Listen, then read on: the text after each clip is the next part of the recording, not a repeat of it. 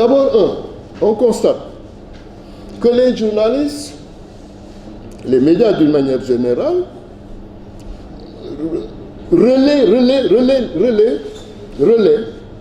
les violences incendiaires et les violences physiques qui deviennent récurrentes sur le terrain. Premier constat. 2. Les journalistes semblent subir les événements au propre comme au figuré. À partir du moment où il n'y a pas, on ne sent pas encore un discours de surplomb qui permettrait aux journalistes ou aux médias d'une manière générale de s'élever au-dessus de la mêlée et de faire un appel qui soit audible. Ils n'ont pas encore réussi cette position, cette posture. Alors,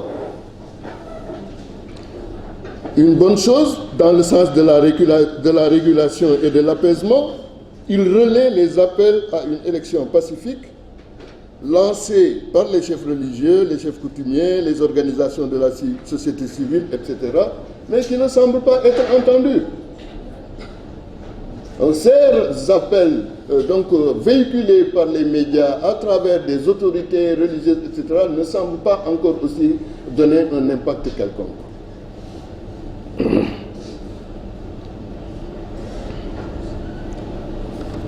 Et cela nous amène donc à nous poser la question de savoir, est-ce que dans cette confusion, les médias, dans le rapport de force actuel, sont en mesure, ou dans quelle mesure les médias devraient-ils être des porteurs d'un discours de surplomb, je l'appelle discours de surplomb, c'est-à-dire un discours qui va être au-dessus de la mêlée et qui porte la voix finalement du peuple et l'appel à la paix et au dialogue, pour que cet appel soit entendu. Mais cela, pour moi, nécessite plusieurs conditions. D'abord, les comportements professionnels qui posent le problème de la formation. Parce que traiter l'information en zone de conflit ou en zone sensible exige aussi une expertise et une formation particulière. On ne se lève pas du jour au lendemain, on est là, on descend sur le terrain, on y va à tout, n'importe comment et dans tous les sens, et puis dire n'importe quoi, faire n'importe quoi, sans pour autant avoir reçu une formation préalable. Ce qui me paraît fondamental. Et cette formation, heureusement, d'ailleurs, nous, on a déjà pensé donc à un module médias et conflits et sécurité humaine ici dans notre école. Et je pense que c'est des choses qu'il faut renforcer parce que c'est indispensable dans la formation du journaliste. On peut l'intégrer même dans la formation initiale pour que dans des contextes comme ceux-là, les journalistes puissent savoir quel comportement professionnel avoir face à cette situation. Donc, formation qui me paraît important. Et cette formation, son contenu, ça va être quoi? Il faut que, à partir de cette formation, donner à l'étudiant ou au journaliste les outils des techniques d'analyse des conflits. Analyser les conflits, connaître les facteurs, déceler les facteurs, connaître les causes, aussi bien les causes latentes que les causes apparentes, connaître les acteurs, leurs motivations, etc., etc. Voir les facteurs du conflit. Quelles sont les données du conflit, les données du problème. Et cette analyse, elle est d'autant plus importante qu'elle va permettre aux journalistes au moins d'avoir la capacité de lire la dynamique des conflits. Pourquoi c'est important d'avoir cette capacité, cette compétence pour lire la dynamique d'un conflit? Parce que ça permettra, au moins dans la période pré-conflit, les causes sous-jacentes là, telles qu'on a vu depuis pratiquement bien avant d'ailleurs les histoires de parrainage, combien d'actes se sont posés, les désaccords, le manque de consensus. Donc il y a un ensemble d'ingrédients qui se regarder venir, mais traitant l'information quotidiennement, comme ça, au jour le jour, on ne s'attarde pas sur des éléments qui peuvent paraître essentiels. Et je pense qu'avec une bonne analyse, le journaliste peut déjà déceler les signes avant-coureurs et prendre la responsabilité de porter une voix et qui va attirer l'attention sur les risques et les dangers vers lesquels nous courons. Encore une minute, d'accord, je termine.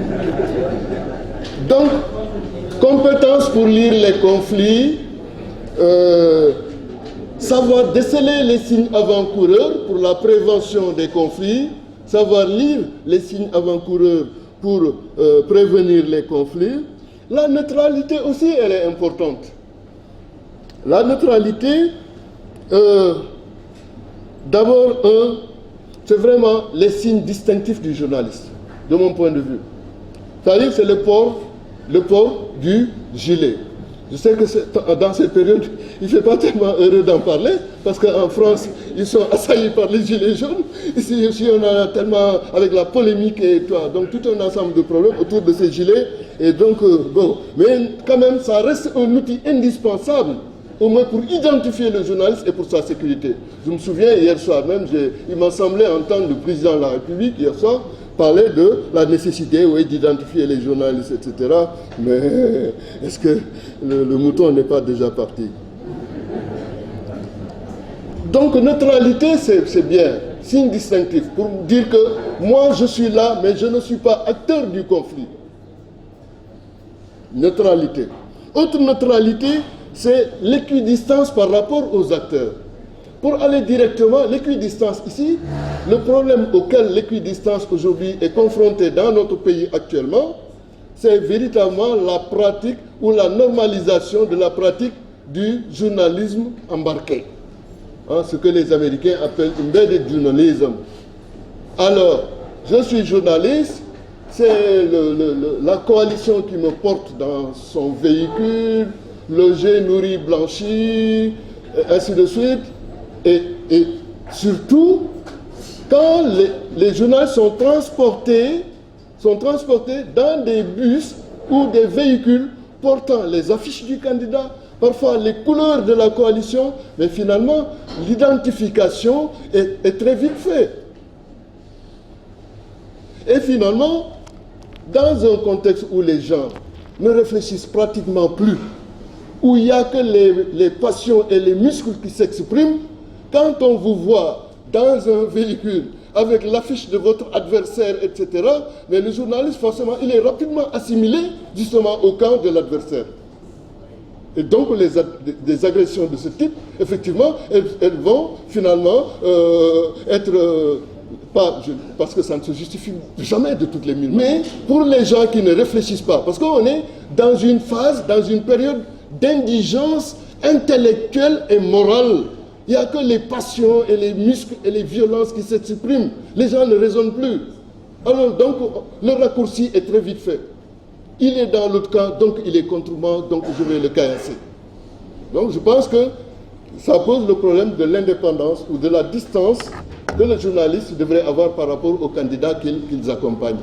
Ça me paraît important. Et ça nous ramène à la responsabilité des directeurs des médias eux-mêmes, dans la prise en charge des journalistes, dans la prise en charge sur le plan prise en charge sociale, sur le plan de la sécurité, hein, etc., etc. Donc, il importe que les médias prennent leurs responsabilités et assument leur devoir d'être équidistants et indépendants, justement, des acteurs du jeu politique, dans lesquels... Et puis, c'est dommage parce qu'il y a une banalisation du phénomène.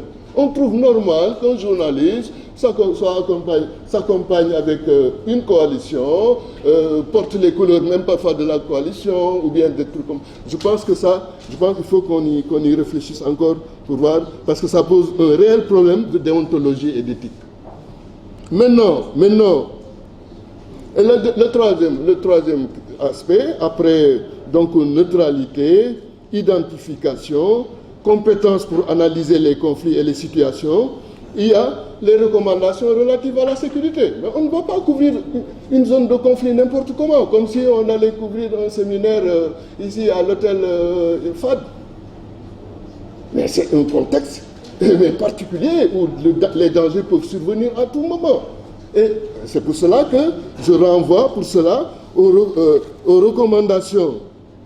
Je vous renvoie aux recommandations. Il y a le guide pratique de sécurité des journalistes qu'a publié en partenariat avec l'UNESCO et Reporters sans frontières. Déjà, ça donne quels sont les types de comportements que le journaliste devrait avoir en zone de conflit, quelle distance tenir. Mais on ne va pas comme ça, comme si on était acteur. Mais il y a des moments où la préservation de l'intégrité physique du journaliste aussi lui incombe.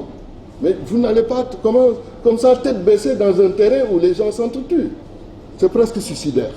Maintenant, il y a aussi un autre ouvrage qui me paraît important, toujours sous l'égide de l'UNESCO, Les médias face au terrorisme, publié en 2007, toujours sous l'égide qui vont donner des axes et voir les astuces et comment se comporter, en tout cas, pour se préserver dans une situation d'insécurité totale.